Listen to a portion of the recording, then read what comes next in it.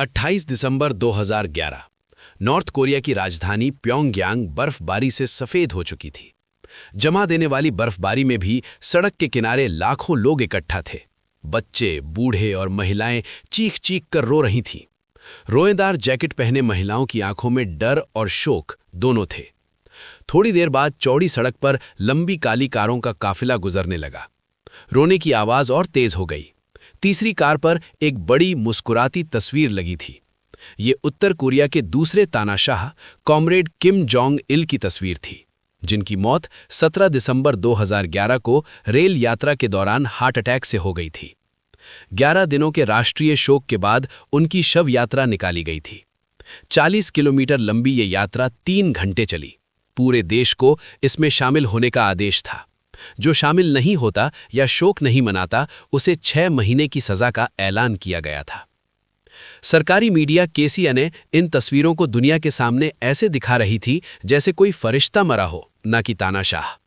लेकिन असल में ये शव यात्रा एक नए खतरे की शुरुआत थी। 19 दिसंबर 2011 की सुबह किम जोंग इल की मौत की खबर 51 घंटे तक छुपाई गई।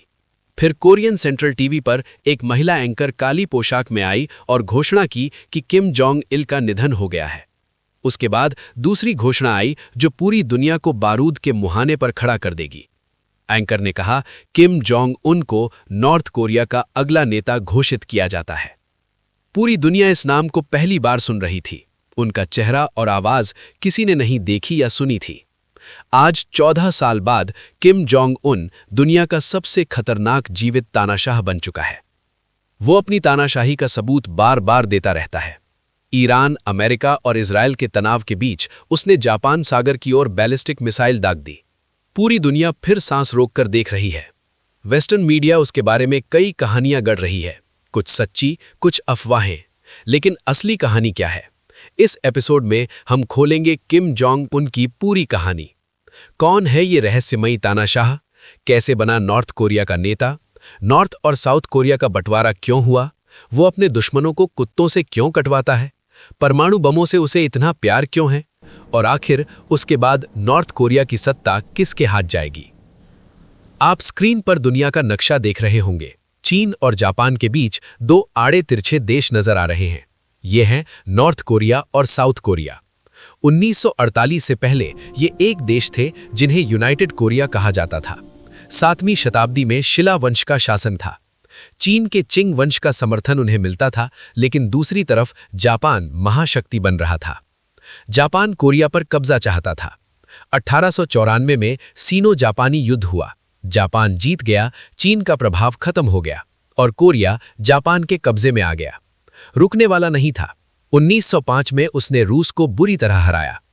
1910 में कोरिया एनेक्सेशन ट्रीटी के तहत जापान ने कोरिया को अपना उपनिवेश बना लिया। कोरिया पूरी तरह जापान का गुलाम बन गया, ठीक वैसे जैसे भारत अंग्रेजों का गुलाम था। 1939 में द्वितीय विश्व युद्ध शुरू हुआ। दुनिया 2 गुटों में बट गई। एक तरफ एलाइड पावर्स जिसमें इंग्लैंड, रूस, अमेरिका और फ्रांस थे। दूसरी तरफ एक्सिस पावर्स जिसमें जर्मनी, इटली और जापान थे। 1945 में अमेरिका ने जापान के हिरोशिमा और नागासाकी पर परमाणु बम गिराए। 2.5 लाख लोग मारे गए। जापान ने तुरंत आत्मसमर्पण कर दिया। उसके सारे गुलाम देश छीन लिए गए। यूनाइटेड कोरिया भी जापान से आज़ाद हो गया। लेकिन असली कहानी यहीं से शुरू होती है। कोरिया को आज़ादी मिलते ही उत्तर हिस्से पर रूस ने कब्जा कर लिया और दक्षिण हिस्से पर अमेरिका ने। कोई प्राकृतिक सीमा नहीं होने के कारण 38वें पैरेलल को बॉर्डर बना दिया गया। ये एक काल्पनिक रेखा थी जो दोनों कोरिया को अलग करती थी। अमेरिका और सोवियत रूस के बीच कोल्ड वॉर चल रहा था। विचारधारा की लड़ाई थी। अमेरिका पूंजीवाद का समर्थन कर रहा था तो रूस कम्युनिज्म का। 1948 में कोरिया 2 देशों में बंट गया। नॉर्थ कोरिया को Democratic People's Republic of Korea कहा गया। रूस ने स्टालिन के सपोर्ट से किम इल सुंग को पहला सुप्रीम लीडर बना दिया। यही किम इल सुंग नॉर्थ कोरिया का पहला तानाशाह बना। किम जोंग उन इसी का पोता है। किम इल सुंग ने 48 साल तक शासन किया। तानाशाही की नींव उन्होंने ही रखी। जासूस हर नागरिक पर नजर रखते थे। विरोध करने वाले को लेबर कैंप भेज दिया जाता था। मार्क्स की विचारधारा को उन्होंने खुद को ईश्वर बनाने में बदल दिया। 8 जुलाई 1994 को किम इल सुंग की मौत हुई। उसके बाद उनका बेटा किम जोंग इल सत्ता पर आया। 17 दिसंबर 2011 को किम जोंग इल की मौत हुई तो सबसे छोटे बेटे किम जोंग उन ने सत्ता संभाली। किम जोंग इल की 2 शादियां और 3 प्रेमिकाएं थीं। दूसरी प्रेमिका कोचोंग से 2 बेटे और 1 बेटी हुई। सबसे छोटे बेटे का नाम किम जोंग उन रखा गया। उनके जन्म के साल को लेकर विवाद है। नॉर्थ कोरिया के मीडिया के मुताबिक 8 जनवरी 1982 में जन्म हुआ। साउथ कोरिया के खुफिया विभाग का दावा है 1983 में। उनकी मौसी ने वॉशिंगटन पोस्ट को इंटरव्यू में बताया कि किम जोंग उन 1994 में पैदा हुए। वो सामान्य बच्चे जैसे थे, शर्मीले लेकिन बेहद जिद्दी। 12 साल की उम्र में किम जोंग उन अपनी मौसी के साथ स्विट्जरलैंड चले गए। कुछ रिपोर्ट्स कहती हैं वो जिनेवा में भी रहे। 1993 से 1998 तक उन्होंने चोल पार्क नाम से स्विट्जरलैंड के इंटरनेशनल स्कूल ऑफ बर्न में पढ़ाई की। 1998 से 2000 तक बर्न के स्विस बोर्डिंग स्कूल में रहे। इसी दौरान उन्होंने जर्मन और अंग्रेजी भाषा सीखी। स्कूल में उनका नाम पाक उन था। कोरियन राजनयिक के बेटे के रूप में एडमिशन हुआ था। वो बास्केटबॉल का बहुत शौकीन था। स्कूली दिनों की तस्वीरों में वो वेस्टर्न कपड़े पहने नजर आता है। 30 दिसंबर 2011 को सत्ता संभालते ही किम जोंग उन ने दुनिया को डरावना संदेश दिया। केसीएनए ने बयान जारी किया कि साउथ कोरिया की कठपुतली सरकार और दुनिया के मूर्ख राजनेताओं को हमारे नए नेता से कोई नीतिगत बदलाव या सहयोग की उम्मीद नहीं करनी चाहिए। साउथ कोरिया के प्रधानमंत्री को गद्दार कहा गया और सबक सिखाने की धमकी दी गई। किम जोंग उन ने सत्ता संभालते समय नॉर्थ कोरिया भारी आर्थिक संकट में था, लेकिन उन्होंने वही रास्ता चुना जो उनके पिता और दादा ने चुना था। फसल की बजाय बारूद की खेती पर जोर दिया। नॉर्थ कोरिया लंबे समय से अमेरिकी प्रतिबंधों में जकड़ा हुआ था। रूस और चीन मदद करते थे, लेकिन काफी नहीं थी। 1990 में सोवियत संघ के बिखरने के बाद भूखमरी जैसी स्थिति बन गई। लाखों लोग भूख से मरे। कोरोना महामारी में भी सीमाएं बंद कर दी गई और फिर भूखमरी फैल गई। किम जोंग उन की बुआ की शादी जांग सोंग थेक से हुई थी। जांग को वर्कर्स पार्टी में महत्वपूर्ण पद दिए गए।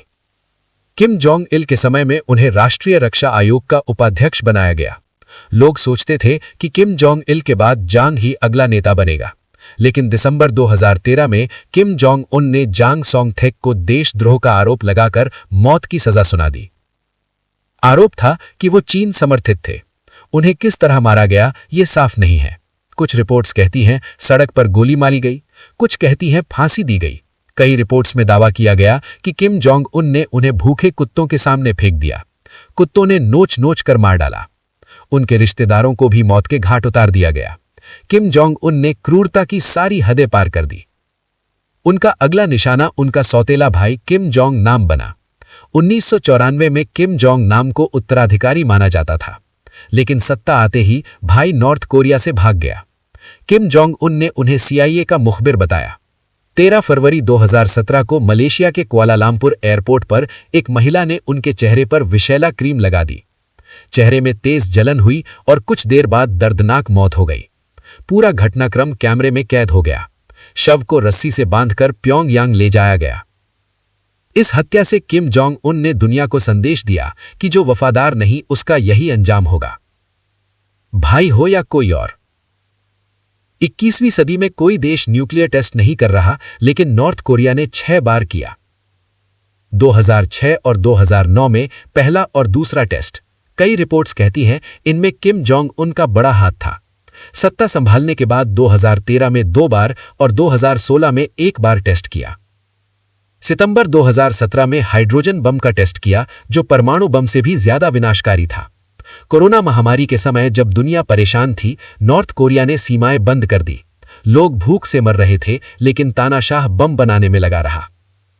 जॉर्ज ऑरवेल में अपनी किताब 1984 में तानाशाही को परिभाषित किया था। युद्ध ही शांति है, स्वतंत्रता ही गुलामी है, अज्ञानता ही शक्ति है। ये पंक्तियां नॉर्थ कोरिया पर बिल्कुल फिट बैठती हैं। किम जोंग उन की तानाशाही 1960 के दशक से चल रही है। स्कूल कहां और किस क्लास तक पढ़ाई होगी सरकार तय करती है। स्कूल ना जाने पर बच्चे और माता पिता को सजा। मिलिट्री ट्रेनिंग अनिवार्य है। बाल कटवाने के सीमित डिजाइन है। जीन्स पहनने पर सजा हो सकती है। इंटरनेट पर सख्त पाबंदी। परमिशन लेकर सिर्फ 1 घंटा इस्तेमाल कर सकते हैं और बताना पड़ता है क्या सर्च कर रहे हैं। सोशल मीडिया नाम की कोई चीज नहीं, सिर्फ 3 टीवी चैनल जहां तीनों तानाशाहों को भगवान बताया जाता है। मोबाइल फोन पर निगरानी। साउथ कोरियन फिल्म देखने पर एक युवक को गोली मार दी गई। बिना इजाजत देश से बाहर जाना मना है। जासूसी पुलिस हर जगह नजर रखती है। एक व्यक्ति का जुर्म, पूरे परिवार को सजा।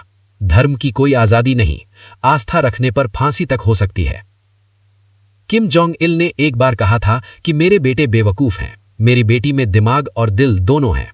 लेकिन सत्ता किम जोंग उन को मिली। अब उनकी तबीयत खराब होने की खबरें आती रहती हैं। मौत की अफवाहें भी आईं, लेकिन झूठी साबित हुई। पहले अटकलें थी कि उनकी बहन किम यो जोंग सत्ता संभालेंगी। अब नई अटकल है कि उनकी 13 साल की बेटी किम जू यो सत्ता संभालेगी।